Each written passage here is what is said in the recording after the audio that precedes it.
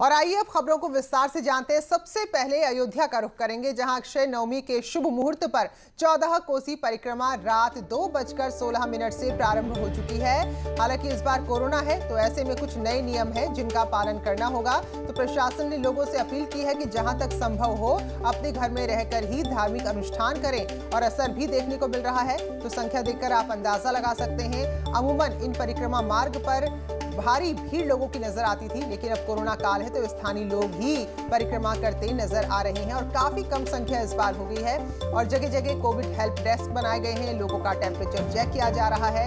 Mask और social distancing को लेकर भी लोगों से पालन करने की अपील की जा रही है। तो संतों की तरफ से भी आसपास के जिलों के अधिकारियों से शांति समिति की बैठक कर लोगों को जागरूक करने की अपील की गई है। इसके अलावा जो अयोध्या की सीमा पर ट्रैफिक है, जो गाड़ियां हैं, जो यातायात है, उसको डाइवर्ट किया गया है और श्रद्धालुओं के लिए जगह जगह सुविधाएं खोली गई हैं। अगर किसी को किसी भी तरह की जरूरत होती है मदद की, चाहे वो मेडिकली कोई सुविधा हो या कुछ और, उसके लिए यहाँ पर टीमें और डेस्क बनाई गई हैं। निमिष गोस्वामी जो हमारे साथ लखनऊ से जुड़े हैं, रुख करेंगे हम सीधे निमिष का। तो निमिष, रौनक तो उतनी नहीं होगी अगर भीड़ के आधार पर हम कहें, लेकिन आस्था के साथ आप बताएं जरा कि किस तरह से परिक्रमा शुरू हुई है और कितनी संख्या में लोग यहाँ पर पहुंचे हैं।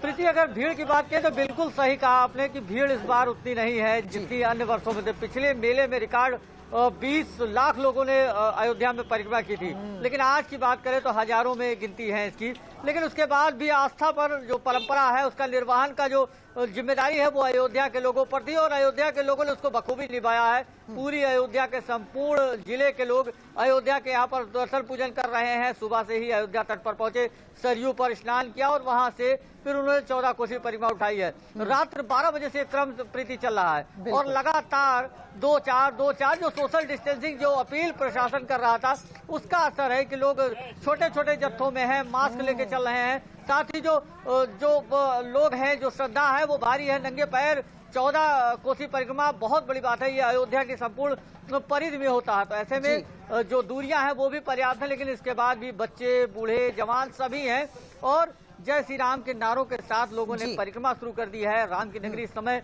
आस्था पर सराबोर है। और प्रीति, सबसे विशिष्ट बात है जो आसपास के लोग हैं जो पहले से पहुंचकर अयोध्या में थे और वो कर रहे हैं, उनके लिए भी प्रशासन ने अनुमति दे रखी है। जो लोग आ ही गए हैं वो परिक्रमा कर रहे हैं, लेकिन उनको सुरक्षा के लिहाज से तमाम जरूरतें, जैसे कि जगह जगह पर पूरे परिक्रमा क्षेत्र में 17 जगह पर कोविड हेल्प डेस्क की स्थापना की गई है, मेडिकल टीमें लगी हुई हैं, जगह जगह पर लोगों को चाय और पानी के स्टॉल लगाए गए हैं। और साथ ही लोगों से अपील की जा रही है कि लोग बल्क संख्या में ना हो, इकट्ठे ना हो, एकत्रित होकर ना चलें, थोड़ा दूर दूर चलें, और वो देखने को भी मिल रहा है। प्रीति, बिल्कुल निमिष, जो आपने कहा एक छोटी छोटी टीम हम इसको कह लें, 2-2, 4-4 लोग हैं जो एक साथ चल रहे हैं और एक दूरी जिससे एक मेंटेन रहे। तो निमिष, जानना चाहेंगे कि ये कैसा आयोजन होता है और कितने दिन तक चलेगा और क्या क्या अनुष्ठान इस दौरान भक्त यहाँ पर करते हैं।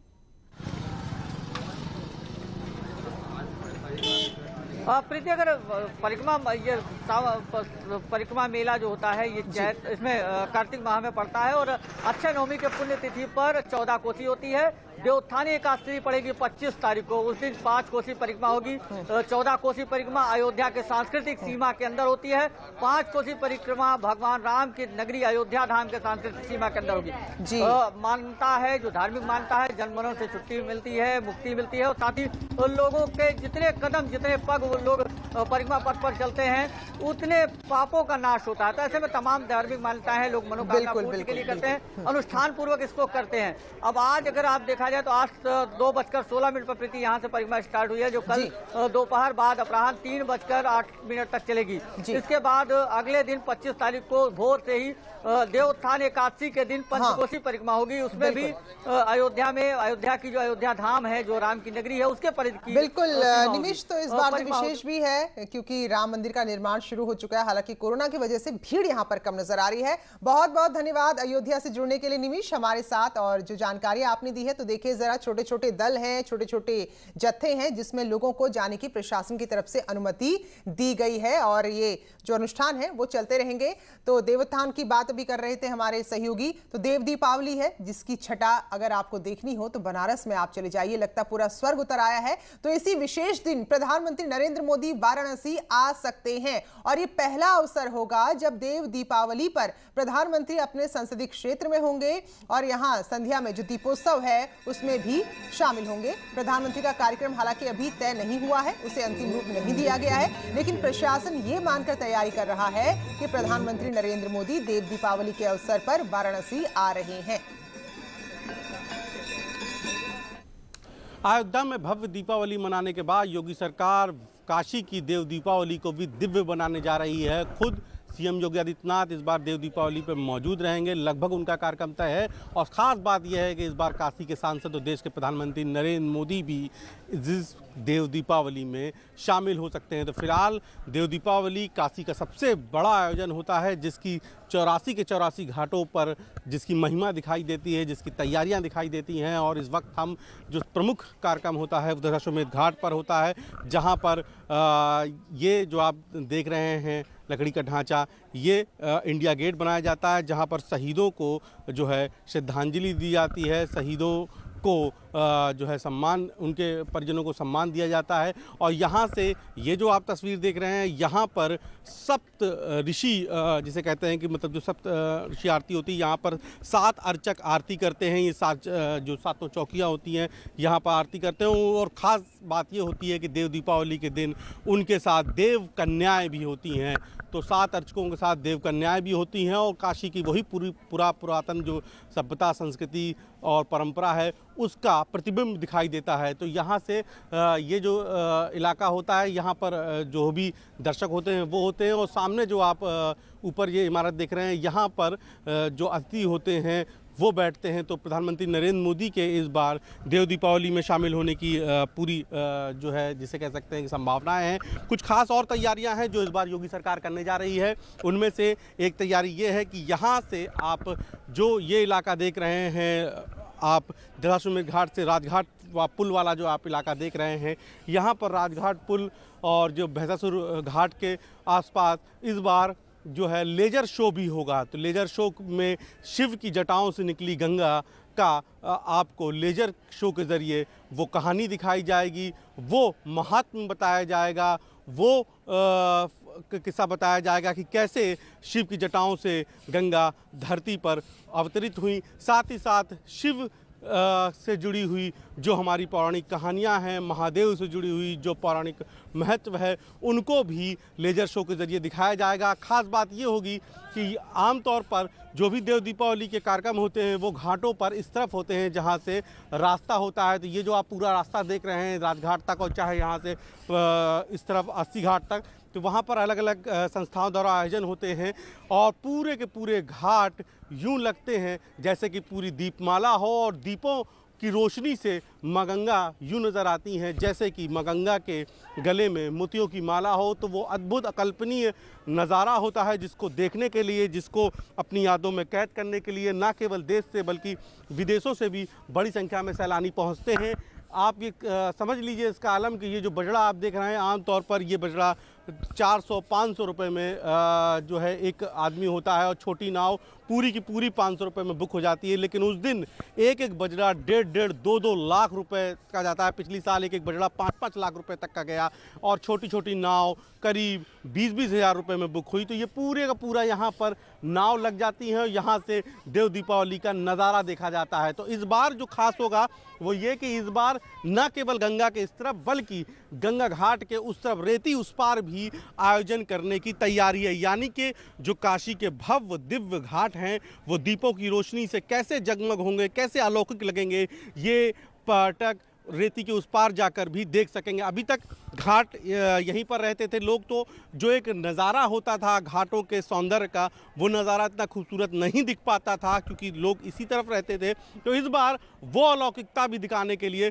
रेती उस पार भी तैयारी की जा रही है। तो इस बार जो है तमाम सारे आयोजन हो रहे हैं और खुद आयोजनों के लिए यहाँ पर अभी कुछ देर पहले अफसर पहुँचे हैं जो लगातार जो है निरीक्षण कर रहे हैं। 30 दिसंबर को जो है 30 उसके दिसंबर से पहले का आयोजन, तो यानी कि 30 नवंबर को ये देव दीपावली का कार्यक्रम होना है और 30 नवंबर को देव दीपावली के इस कार्यक्रम को भव्य बनाने के लिए अफसर लगातार मुआयना कर रहे हैं। और जब से प्रधानमंत्री नरेंद्र मोदी के यहाँ आने की चर्चा तेज हुई है, तब से इन तैयारियों को और भी दिव्य रूप दिया जाने लगा है। आप देख रहे हैं साफ़ सफाई शुरू हो गई है और साफ़ सफाई के साथ साथ इस पूरे इलाके को जो है बैरिकेड किया जाएगा उस दिन, क्योंकि घाटों से यहाँ पर बनारस में घाट से घाट का जो है सफ़र होता है, घाट से घाट लोग एक जगह से दूसरी जगह जाते हैं, तो उस दिन घाटों को भी बैरिकेड किया जाएगा। कुछ इस तरीके से जगह जगह आपको जो है रिफ्लेक्टर दिखाई देंगी, जगह जगह आपको दीपदान के आयोजन दिखाई देंगे। तो इस बार कुल मिला के अयोध्या की भव्य दीपावली के बाद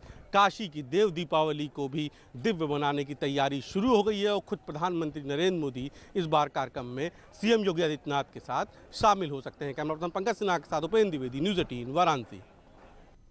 तो जो दीपोत्सव हमने आपको दिखाया था अयोध्या का, ऐसे ही हमारी पूरी कवरेज रहेगी देव दीपावली की भी, तो आप हमारे साथ हमेशा की तरह लगातार बनी रहेगा।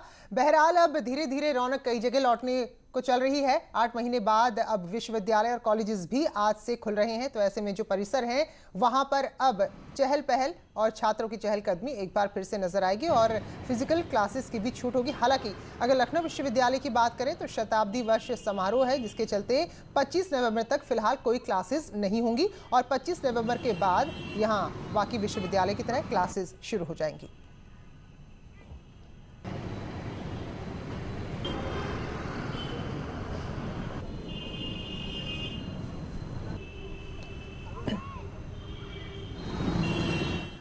और इन सब के बीच क्योंकि कई ऐसे राज्य हैं जहां कोरोना के मामलों में बहुत तेजी देखने को मिल रही है, तो कल प्रधानमंत्री नरेंद्र मोदी सभी राज्यों के मुख्यमंत्रियों के साथ एक बैठक कर सकते हैं। तो आने वाले समय में जबकि ठंड में कोरोना के संक्रमण के और बढ़ने की आशंका है, कैसे उन चुनौतियों से निपटा जाएगा, इसको लेकर चर्चा हो सकती है। और ये 2 चरणों में चर्चा होगी। पहले चरण में वो राज्य शामिल होंगे जहां तेजी से मामले बढ़े हैं और उसके बाद दूसरे चरण में बाकी बचे हुए राज्य शामिल होंगे। तो इस दौरान जब टीका आएगा तो कैसे वहां पर रणनीति बनानी है कि जल्द से जल्द लोगों तक वो टीका पहुंच सके, इस पर चर्चा होगी। और पंजाब, हिमाचल प्रदेश, उत्तर प्रदेश, गुजरात में हाई लेवल टीम जब भेजी गई थी, उसके बाद जब हालात पता चले हैं, तो ऐसे में अब ये बैठक कल हो सकती है। तो महत्वपूर्ण बैठक है। टीकाकरण की तैयारी की बात होगी। कोविड महामारी आने के बाद अब तक प्रधानमंत्री 7 अवसर पर देश को संबोधित भी कर चुके हैं, जबकि मुख्यमंत्रियों के साथ 6 बैठकें अब तक कर चुके हैं। तो एक बार फिर जब लग रहा है कि कहीं कोरोना का संक्रमण फिर से बहुत तेजी ना पकड़ ले, तो कल राज्यों के मुख्यमंत्रियों के साथ बैठक हो सकती है।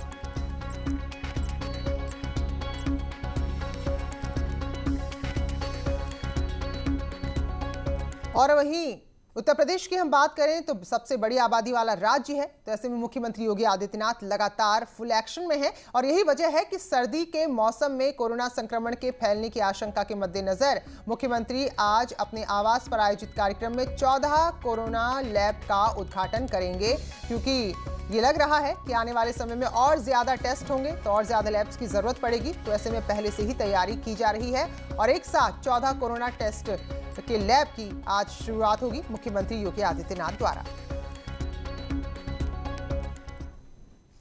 उधर प्रयागराज में आरएसएस की 2 दिवसीय बैठक का आज दूसरा और अंतिम दिन है। इसमें संघ प्रमुख मोहन भागवत हैं, भैयाजी जोशी हैं और कई अहम मुद्दों पर यहां चर्चा हो रही है।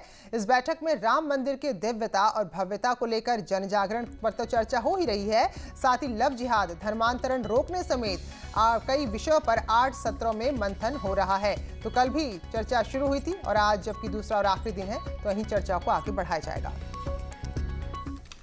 एक तरफ जहां लव जिहाद को लेकर कानून बनाने की कवायद राज्यों में चल रही है, वहीं मशहूर शायर मुनव्वर राणा ने इसको लेकर एक ट्वीट किया है और अपने ट्वीट में मुनव्वर राणा लिखते हैं जबकि यूं तो लव जिहाद सिर्फ एक जुमला है जो समाज में नफरत फैलाने के लिए इस्तेमाल किया जाता है और इससे सबसे ज्यादा नुकसान तो मुस्लिम लड़कियों का ही होता है, क्योंकि लड़के कहीं और शादी कर लेते हैं। इस पर बने कानून को हम समर्थन इस शर्त पर देते हैं कि इसकी शुरुआत पहले केंद्र सरकार में बैठे 2 बड़े लव जिहादियों से की जाए। हालांकि उन्होंने जो लिखा है वो देखिए आप, उनका कहना है आगे, ताकि बाद में 2 मुस्लिम लड़कियों के निकाह उनसे हो सके और जिन भी बीजेपी नेता या उनके परिवार के लोगों ने गैर धर्म में शादियां की हैं उन पर भी कार्रवाई की जा सके। तो एक ट्वीट है मुनव्वर राणा का लव जिहाद को लेकर।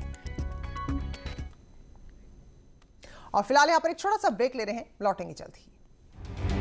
स्वागत है ब्रेक के बाद। तो शहर शहर एनकाउंटर, तो यूपी पुलिस का ऑपरेशन क्लीन लगातार जारी है। कल रात पुलिस की अलग अलग मुठभेड़ हुई है बदमाशों से, और वाराणसी में जहां 1 लाख का इनामी बदमाश मुठभेड़ में ढेर हो गया, तो दूसरी तस्वीर आप अलीगढ़ की देख रहे हैं जहां 25,000 के इनामी बदमाश को पुलिस ने गिरफ्तार किया है। जबकि तीसरी मुठभेड़ की तस्वीर नोएडा से है जहां पुलिस ने एक शातिर लुटेरे को मुठभेड़ के बाद गिरफ्तार किया है।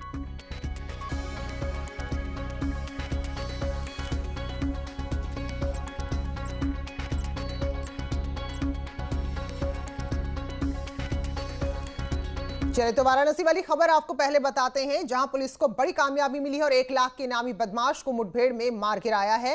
हालांकि इस दौरान 2 पुलिसकर्मी भी जख्मी हो गए जिनका एक निजी अस्पताल में इलाज चल रहा है। वाराणसी में अपराधियों ने पिछले 9 दिन में कई सारी घटनाओं को अंजाम दिया था। इसमें घड़ी व्यापारी मर्डर केस की जांच में मोनू चौहान का नाम सामने आया था। उसके ऊपर पहले से ही 50,000 का इनाम घोषित था। पुलिस ने इनामी राशि बढ़ाकर 1 लाख कर दी और उसकी खोजबीन शुरू हुई। पुलिस के डर से मोनू भागने के लिए निकला था, लेकिन मुखबिर से सूचना मिलने पर क्राइम ब्रांच और पुलिस ने इलाके की घेराबंदी की, आने वालों की तलाशी शुरू की गई। और इस दौरान जब एक बाइक पर संदेह होने पर उसे रोकने के लिए कहा गया तो बाइक में सवार बदमाश ने पुलिस पर फायरिंग कर दी, जिसमें 2 पुलिसकर्मी जख्मी हो गए। हालांकि जवाबी कार्रवाई में मोनू को गोली लगी और वो ढेर हो गया। इस दौरान उसका एक और साथी जिसके साथ बाइक में सवार था अनिल, वो मौके का फायदा उठाकर वहां से भाग गया। के बारे में हमें अंदाज़ा हो गया था कि ये काले रंग की अपाची बाइक पे चलता है, तो उसी को स्पेसिफिक करके जब चेकिंग की जा रही थी उसने पुलिस टीम पे फायरिंग की। इस फायरिंग में पुलिस टीम के 2 कर्मचारी घायल हुए हैं जिनको सिंह मेडिकल में शिफ्ट कराया गया है। ये भी जो अपराधी है मोनू चौहान, ये भी घायल हुआ है, इसको कबीर चौरा हॉस्पिटल में शिफ्ट कराया गया है। वहाँ पर अभी पता चला है कि डॉक्टरों ने इसको मृत घोषित कर दिया है। जो एक इसका साथी अनिल था वो अभी अंधेरे का फ़ायदा उठा करके भाग गया है। उधर हरदुआगंज थाना क्षेत्र में पुलिस की बदमाशों से मुठभेड़ हुई और यहां भी तलाशी के दौरान पुलिस ने जब बदमाशों को रोकने की कोशिश की तो उन्होंने पुलिस पर फायरिंग की है। गोली लगने से एक बदमाश घायल होने के बाद गिरफ्तार हुआ, जबकि दूसरा भाग गया। तो इन पर गौकशी के आरोप लगे हैं। घायल रईस को जिला मलखान सिंह अस्पताल में भर्ती कराया गया। इसके ऊपर 25,000 का इनाम घोषित था। क्षेत्र में बैरामगढ़ी बम्बे पर पुलिस चेकिंग के दौरान 2 बदमाश थे, उन्होंने पुलिस पर फायर किया और पुलिस मुठभेड़ में उनमें से एक व्यक्ति को पुलिस ने मौके से ही गिरफ्तार किया है और एक व्यक्ति अभी वो भाग गया है और उसकी गिरफ्तारी के लिए पुलिस की टीम लगी हुई है। वहीं नोएडा के थाना सेक्टर 24 इलाके में पुलिस और बाइक सवार बदमाशों के बीच मुठभेड़ हुई है और यहां भी बदमाश गोली लगने से घायल हुआ है। इसे गिरफ्तार किया गया है और इस बदमाश के पास से चोरी की बाइक, तमंचा और कारतूस जब्त किए गए। तो इन तमाम खबरों के साथ इस बुलेटिन में फिलहाल इतना ही, लेकिन ब्रेक के बाद भी जारी है खबरों का सिलसिला।